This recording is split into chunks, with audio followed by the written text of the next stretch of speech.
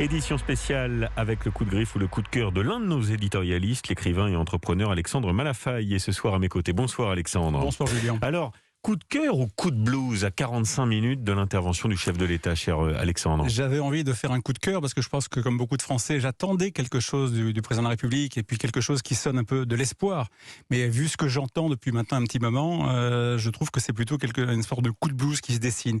C'est vrai que ça fiche le bourdon. Ouais, ça fiche le bourdon. Puis objectivement, je pense que comme beaucoup de Français, je suis très déboussolé. C'est-à-dire que je ne sais plus sur quel pied danser. J'ai un peu l'impression, vous savez, pour paraphraser Churchill qui avait parlé du déshonneur et de la guerre, qu'en fait on aura et la crise sanitaire et la crise économique, qu'il n'y a rien à faire, qu'il y a une espèce de fatalité.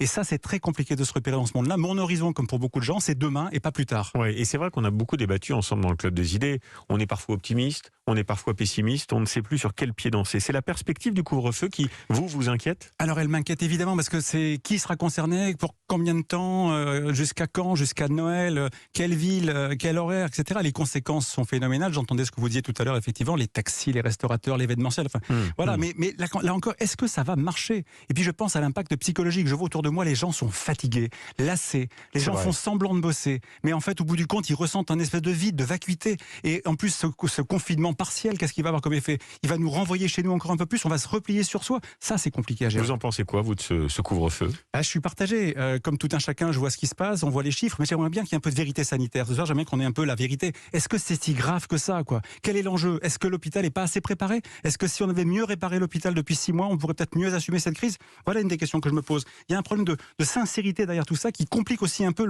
l'acceptabilité de la façon dont on se projette dans cette nouvelle bulle d'enfermement, quoi. Ouais.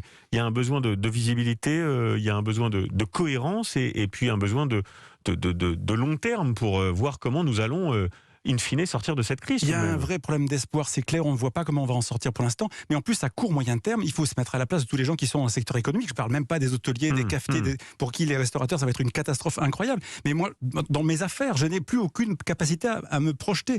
Mon quotidien, c'est l'incertitude. Et ça, je pense que c'est un point absolument majeur. On est dans un schéma d'incertitude permanent et je ne sais pas, là encore, comment on va en sortir. J'aimerais que le chef de l'État, ce soir, qui est obligé de faire face à la crise, c'est compliqué, c'est vrai, on est face à quelque chose d'inédit, mais qu'il essaie de mettre en contrepoint une zone d'espoir, et peut-être une zone d'espoir sur une réflexion collective, sur comment on fait pour en sortir, mobiliser les Français sur le fameux monde d'après, que ce soit pas simplement une incantation ou un mot d'en haut, mais qu'on vienne nous attraper un peu par la main, par l'épaule. Bougez-vous, on peut faire plein de choses aujourd'hui pour réfléchir au monde d'après et se préparer à ce monde-là, qu'on ait une espèce de perspective et d'espoir, sans quoi, je vous dis, j'ai peur qu'on ait et la crise économique et la crise sanitaire et qu'on sera tous très malheureux à la fin. Vous avez raison, Alexandre, une perspective d'espoir en attendant. Dans 30 minutes, on aura la réponse sur ces annonces avec la prise de parole du chef de l'État, 19h55 a priori, que vous pourrez suivre en direct sur Europe 1 avec derrière le grand débrief jusqu'à 22h, nos invités, nos envoyés spéciaux et nos experts.